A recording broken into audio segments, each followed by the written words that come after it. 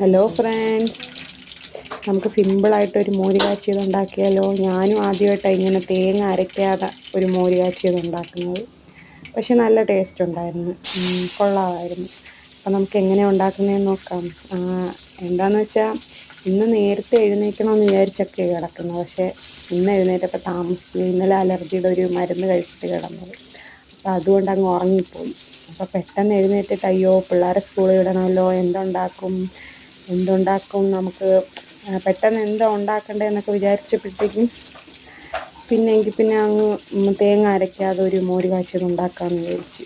അപ്പോൾ അതിന് വേണ്ടി എണ്ണയ്ക്കകത്ത് കടുക് പൊട്ടിച്ച് വെളുത്തുള്ളി, പച്ചമുളക്, സവാള, കറിവേപ്പില ഇതെല്ലാം മൂപ്പിച്ച് ഒരു തക്കാളിയും കൂടി ഇട്ട് വഴറ്റി തൈരാണെങ്കിൽ മിക്സിയിലൊന്ന് അടിച്ചെടുക്കണം. പിന്നെ മഞ്ഞൾപ്പൊടി, ചെറിയ ജീരകത്തിൻ്റെ പൊടി ഇട്ടിട്ട് ഈ നമ്മുടെ അരച്ച് വെച്ചിരിക്കുന്ന തൈരും കൂടെ ചേർത്ത് കൊടുത്ത് നല്ലപോലെ ഇളക്കിയാൽ മതി. അപ്പോൾ നമ്മുടെ സിമ്പിൾ മോര് കാച്ചിയത് റെഡിയാവും. അപ്പോൾ എല്ലാവരും ചാനലൊന്ന് സബ്സ്ക്രൈബ് ചെയ്യണേ കൂട്ടുകാരെ. എല്ലാവരും എന്നെ ഒന്ന് സബ്സ്ക്രൈബ് ചെയ്യുകയും സപ്പോർട്ട് ചെയ്യുകയും ചെയ്യണേ.